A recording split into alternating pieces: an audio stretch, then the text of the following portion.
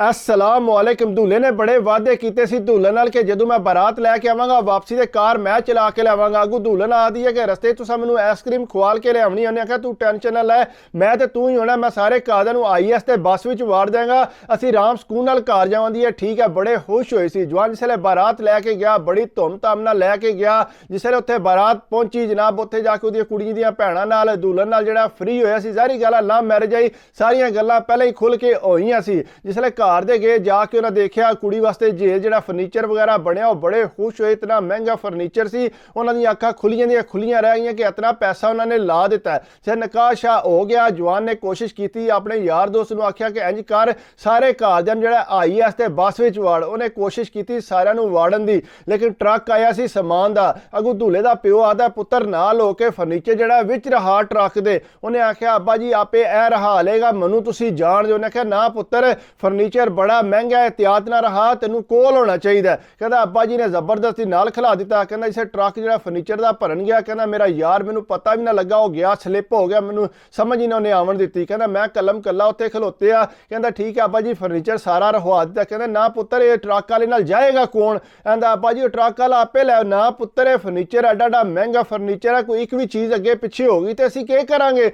असीं किनू जवाब देंगे? इस वास्ते मेरा पुत्तर इंज नहीं सही। उन्हें कहा अब्बा जी फिर इंज करो तुसीं ट्रक वाले। उन्हें कहा ना पुत्तर मेरे ते कमर च दर्द है, मैं नहीं बह सकता, असी ते तेरी मां जी है कार च जाएंगे, दुल्हन असी लै जाना, तू इंज कर मेरा पुत्र ट्रक वाले नाल आ जा। उन्हें आख्या अब्बा जी इतना लम्मा सफर है, मैं हुण किस तरह जावां ट्रक वाले? उन्हें आख्या ना पुत्र तू लगा जा, चुप करके पहुंच जाएगा ट्रक भी, असी घर पहुंच जाएंगे मगर तू भी पहुंच जावे। कहना मैं हुण अब्बा जी नूं की जवाब दिंदा? कहना और बंदा भी कोई नहीं सी। कहना मनु जिहड़ा उन्हें ट्रक वाले नाल बिठा दिता। कहना शेरवानी पाई, सिर ते कुल्ला पाए आ। कहना कुल्ला चुक के ट्रक विच उत्थे रखिया नाल। कहना बह रहे उन्हां दे। कहना उहदा शगीर ते ट्रक वाला सी। कहता भाई तुसी चंगे बंदे हो, भी तुहाडी शादी है तो तुसी साडे नाल बह गए हो। उन्हें कहा यार के करा, अब्बा जी आंदे ने कि तू ट्रक वाले नाल आ, इन्हां नूं चाहे रस्ते का ना पता हो। कहना असल गल तो उन्होंने मैं कोना दसी कि गल है। कहता तकरीबन 45 मिनट उन्होंने ट्रक टोरिया, टोरने तो बाद एक होटल ते रुक गए ने। कहता होटल ते रुके ने। कहता मैं की हो? कहता यार तू चाह पी ली, थकावट होई है, फिर चलने आ। कहता मैं कहा चलो पी लो, मैं ट्रक च बना। कहता नहीं भाई जी आ जाओ तुसी भी चाह शाह पी लो, पैसे किन्ने देने ने? अगू हस के कहता यार पैसे तुसी उंज लै जाओ, लेकिन मैं नहीं चाह पीना। क्या आओ तो सही ना। कहना मैनू ढाल के लै गए। कहना वड्डे वड्डे मंजे लगे सी, उत्ते जाके मैं बह गया। कहता वो भी बह के चाह पीन लग पे। कहता थोड़ी देर बाद आपे गल करते नो जो सामने बंदा बैठे उन्होंने तू जानता नहीं है। कहता उठ के फटोफट उहदे कोल गया, जाके सलाम लिया, गलबात की। कहना कलावा मार के मिलन लग पे। कहता बड़ियां गप्पां लगन लग पियां। कहना जो ट्रक साडे वाला सी उहदे नाल जाके बह के गप्पां लाण लग पिया। कहता तकरीबन अद्धा घंटा 45 मिनट हो गए, कौन आया? कहना मैं उहदे शगीर्द नूं आख्या जा उस्ताद नूं बुला ते चलीए। कहता उठ के गया तो वह भी जाके उत्थे ही बह रहा।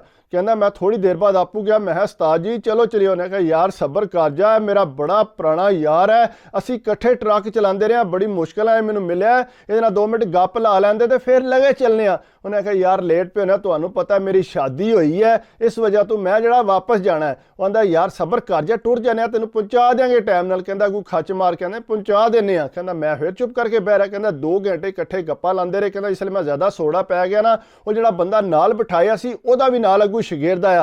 उन्होंने कहता है कि तुहाडा ट्रक कित्थे है? कहता ट्रक जो नैका कोल है तो वह कल सुबह लैके आउणगे, असीं इत्थे सुते। उन्हें आख्या गल सुनो साडे नाल ही लगे चलो, नाले गप्पा लाते रहांगे तो चलो कल फिर वापस असीं भी इत्थे ही आ जाएंगे। कहता उन्हें एक बार भी ना की। कहता उहदा शगीर्द भी तो वह भी जो ट्रक विच वाड़ आए। कहता कोई ट्रक च जगह कोई नहीं सी। कहता मैं क्या ये जगह ही कोई नहीं। कहता तुसी भाई जी इंज करो उत्ते चढ़ जाओ छत ते। कहता मैं क्या यार मैं क्यों चढ़ जा उत्ते छत ते, तेनू पता नहीं मैं कपड़े किहड़े पाए ने। उन्हें आख्या यार उत्ते तेनू तलाई पा देने आ, उत्ते तू लम्मा ही पैना, पै जा जाके, असीं आपे चलो गप शप ला लांगे, शुगल मेला 3 घंटे का पता भी नहीं लगना। कहता मैं क्या ठीक है चलो मैं चढ़ जाना। कहता मैं विचू सड़ा पला पिया, मैं चंगा आख्या सी बई दुल्हन नूं कि मैं जिहड़ा तेनू कार ते लैके जांगा, आइसक्रीम खवा लांगा। कहता अब्बा जी ने तो मैनू खजल करता फर्नीचर के चक्कर च। कहता बहरहाल जिसले उत्ते चढ़ के मैं लम्मा पिया, कहता तकरीबन 3 की जगह 4 घंटे हो गए ट्रक चलदियां। कहता एक जाके चंगा सुनसान जगह ते जाके ना एक पिंड च जा वड़िया ट्रक। कहते इसलिए उत्थे जा वड़िया तो मैं उठ के तकिया, मैं किहा तो साडा इलाका ही नहीं लगता पिया, किधर लै आया? कहता इसे जाके ट्रक रोकिया तो विचों निकले तो थले लैके ते कलावे पे मारन। कहता मैं भी ढलिया, मैं क्या भाई जी ये पे करते हो, जाना किहड़ी जगह ते असीं? उन्हें आख्या यार शगीर्द इहदा इनू इत्थे लाना सी, ला के ते बस हुण चले आ। कहता मैं क्या यार तुसां किहड़ा काम कीता? कहता ना करो इंज, कुछ नहीं हुंदा, बस असीं गए निकलन। कहता तकरीबन 4 घंटे असीं दूर सां अपने पिंड तो ही। कहता मैं क्या मेरी चंगी शादी हुई है। ਕਹਿੰਦਾ ਮੈਂ ਕਿਹਾ ਯਾਰ ਤੁਸੀਂ ਚੰਗਾ ਕਰਦੇ, ਚਲੋ ਚਲੀਏ। ਕਹਿੰਦਾ ਚਲੋ ਭਾਈ ਜੀ ਚੱਲਨੇ ਆ। ਕਹਿੰਦਾ ਜਿਸਲੇ ਵਿੱਚ ਬੈਠੇ ਉਹਦੇ ਪਿੰਡ ਵਾਲੂ ਕਹਿੰਦਾ ਟਰੱਕ ਮੋੜਿਆ ਨੇ, ਕਹਿੰਦਾ ਜਿਸੇ ਰੋਡ ਤੇ ਚੜ੍ਹਨ ਨੇ, ਕਹਿੰਦਾ ਮੇਰੇ ਮੂੰਹ 'ਚ ਨਾ 2-3 ਗਲਤ ਗੱਲਾਂ ਨਿਕਲ ਗਈਆਂ ਜਿਹੜੀਆਂ ਮੈਂ ਉਹਨੂੰ ਆਖਿਆ, ਮੈਂ ਕਿਹਾ ਤੁਸੀਂ ਪੈਸੇ ਵੀ ਲੈਂਦੇ ਹੋ, ਉਲਟਾ ਬਦਮਾਸ਼ੀ ਵੀ ਤਕਾਉਂਦੇ ਹੋ। ਕਹਿੰਦਾ ਉਹਨੇ ਉੱਥੇ ਟਰੱਕ ਰੋਕਿਆ, ਉਹਦਾ 3 ਜਣੇ ਸੀ ਉਹ। ਕਹਿੰਦਾ ਮੈਨੂੰ ਲਾ ਕੇ ਨਾ ਥੱਲੇ, ਕਹਿੰਦਾ ਗੱਲ ਸੁਣ, ਦੂਜੀ ਵਾਰੀ ਤੂੰ ਗੱਲ ਕੀਤੀ ਨਾ ਤੇ ਤੈਨੂੰ ਅਸੀਂ ਇੱਥੇ ਹੀ ਜਿਹੜਾ ਦਫਨਾ ਕੇ ਜਾਵਾਂਗੇ। ਕਹਿੰਦਾ ਮੇਰੀਆਂ ਤਾਂ ਲੱਤਾਂ ਕੰਬਣ ਲੱਗ ਪਈਆਂ ਨੇ, ਯਕਦਮ ਚਿਹਰਾ ਚੇਂਜ ਕਰ ਲਿਆ ਟਰੱਕ ਵਾਲੇ ਨੇ। ਕਹਿੰਦਾ ਗੱਲ ਸੁਣ ਨਾ, ਸਾ ਹੁਣ ਤੇਰਾ ਸਮਾਨ ਲੈ ਕੇ ਜਾਣਾ, ਸਾਡਾ ਜਿਹੜਾ ਕਿਰਾਇਆ ਬਣਦਾ ਹੁਣ ਹੀ ਇੱਥੇ ਦੇ। ਕਹਿੰਦਾ ਪੈਸੇ ਮੇਰੇ ਅੱਗੇ ਇਸਲਾਮੀਆਂ ਦੇ ਜੇਬ 'ਚ ਹੈ ਸੀ। ਕਹਿੰਦਾ ਨਾ ਪੈਸੇ ਮੇਰੇ ਕੋਲ ਉਸੇ ਟਾਈਮ ਲੈ ਲਏ। ਕਹਿੰਦਾ ਮੈਂ ਕਿਹਾ ਯਾਰ ਖੁਦਾ ਦਾ ਨਾਂ ਜੇ ਮੈਨੂੰ ਮਾਫੀ ਦੇ ਦੇ ਜੇ ਕੋਈ ਗਲਤ ਗੱਲ। ਨੇ ਕਿਹਾ ਨਹੀਂ ਮਾਫੀ ਨਹੀਂ ਤੈਨੂੰ ਲੱਭਣੀ, ਤੇਰਾ ਅਸਲ ਚਿਹਰਾ ਤੇ ਹੁਣ ਨਜ਼ਰ ਆਇਆ। ਕਹਿੰਦਾ ਅਸੀਂ ਕੋਈ ਤੁਹਾਡੇ ਕੋਲ ਮੰਗ ਕੇ ਖਾਂਦੇ ਆ, ਅਸੀਂ ਇੰਜ ਨਹੀਂ ਕੰਮ ਕਰਦੇ ਆ। ਕਹਿੰਦਾ ਉਹਨਾਂ ਨੇ ਉਸੇ ਟਾਈਮ ਲੱਗੇ, ਉਹਨਾਂ ਨੇ ਜਨਾਬ 1-2 ਬੰਦਾ ਹੋਰ ਨਾਲ ਲਾਇਆ ਉੱਥੋਂ ਲਿਆ ਕੇ। ਕਹਿੰਦਾ ਸਾਰਾ ਫਰਨੀਚਰ ਲਾ ਕੇ ਤੇ ਉੱਥੇ ਰੋਡ ਤੇ ਰੱਖ ਦਿੱਤਾ ਉਹਨੂੰ। ਕਹਿੰਦਾ ਸਾਰਾ ਲਾਇਆ। ਕਹਿੰਦਾ ਮੈਂ ਰੋਇਆ ਪਿੱਟਾਂ ਅੱਗੋਂ ਗਾਲੀ ਕੋ ਨਾ ਸੁਣਨ, ਭਲਾ ਮੈਂ ਹੁਣ ਅੱਧੀ ਰਾਤੀ ਕਿੱਧਰ ਜਾਵਾਂ। ਕਹਿੰਦਾ ਬਹਰਹਾਲ ਉਹਨਾਂ ਲਾ ਕੇ ਤੋਂ ਗਏ ਨਿਕਲ ਗਏ। ਕਹਿੰਦਾ ਮੈਂ ਉੱਥੇ ਫਰਨੀਚਰ ਕੋ ਬੈਠਿਆ, ਨਾ ਫੋਨ ਨਾ ਗੱਲ ਨਾ ਬਾਤ, ਹਨੇਰੇ 'ਚ ਉਤੋਂ ਠੰਡ। ਕਹਿੰਦਾ ਮੈਂ ਕਿਹਾ ਮੇਰਾ ਜਿਹੜਾ ਇਹ ਚੰਗਾ ਖੱਜਲ ਹੋ ਗਿਆ। ਕਹਿੰਦਾ ਮੈਂ ਉੱਥੇ ਬੈਠਿਆ, 1-2 ਬੰਦੇ ਨੂੰ ਰੋਕਿਆ, ਉਹਨਾਂ ਨੇ ਗੱਲਬਾਤ ਕੀਤੀ, ਉਹਨਾਂ ਕੋਲ ਵੀ ਕੋਈ ਫੋਨ ਸ਼ੂਨ ਨਾ। ਕਹਿੰਦਾ ਫਿਰ ਬਾਅਦ 'ਚ ਇੱਕ ਹੋਰ ਬੰਦਾ ਆਇਆ, ਉਹਦੇ ਨਾਲ ਮੈਂ ਗੱਲ ਕੀਤੀ। ਮੈਂ ਕਿਹਾ ਯਾਰ ਇਸ ਤਰ੍ਹਾਂ ਮੇਰੇ ਨਾਲ ਮਸਲਾ ਬਣ ਗਿਆ, ਮੇਰੀ ਤਾਂ ਸ਼ਾਦੀ ਸੀ ਤੇ ਮੇਰੇ ਨਾਲ ਇਸ ਤਰ੍ਹਾਂ ਜ਼ਿਆਦਤੀ ਹੋ ਗਈ ਹੈ ਤੇ ਮੇਰੀ ਮਦਦ ਕਰ। ਉਹਨੇ ਆਖਿਆ ਭਾਈ ਜੀ ਮੈਂ ਮਦਦ ਤੁਹਾਡੀ ਇਸ ਤਰ੍ਹਾਂ ਕਰ ਸਕਣਾ, ਜਿੰਨਾ ਤੁਹਾਡਾ ਸਮਾਨ ਇੱਥੇ ਪਿਆ ਨਾ ਇਹ ਸਾਰਾ ਇੱਥੇ ਖਰਾਬ ਹੋ ਜਾਣਾ ਤੇ ਬਿਹਤਰ ਇਹ ਹੀ ਹੈ ਕਿ ਤੁਸੀਂ 3 ਟਰਾਲੀਆਂ ਲਵੋ, ਉਹਦੇ ਵਿੱਚ ਇਹ ਸਾਰਾ ਸਮਾਨ ਪਵਾਓ ਤੇ ਆਪਣਾ ਘਰ ਲੈ ਜਾਓ। ਕਹਿੰਦਾ ਮੈਂ ਕਿਹਾ ਯਾਰ ਹੁਣ ਮੈਂ ਕਿਸ ਤਰ੍ਹਾਂ ਲੈ ਕੇ ਜਾ ਇਹ ਟਰਾਲੀਆਂ 'ਚ, ਤੇ ਬੜਾ ਟਾਈਮ ਲਾਉਣੇ। ਕਿਹਾ ਗੱਲ ਸੁਣ, ਇੱਥੇ ਬਹਿਣ ਨਾਲ ਤੇ ਚੰਗਾ ਸੁਬਾਹ ਕਿਰੇ ਕੋਈ ਗੱਡੀ ਤੈਨੂੰ ਲੱਭੇਗੀ, ਬਿਹਤਰ ਨਹੀਂ ਕਿ ਤੂੰ ਹੁਣ ਹੀ ਲੈ ਕੇ ਟੁਰ ਜਾ।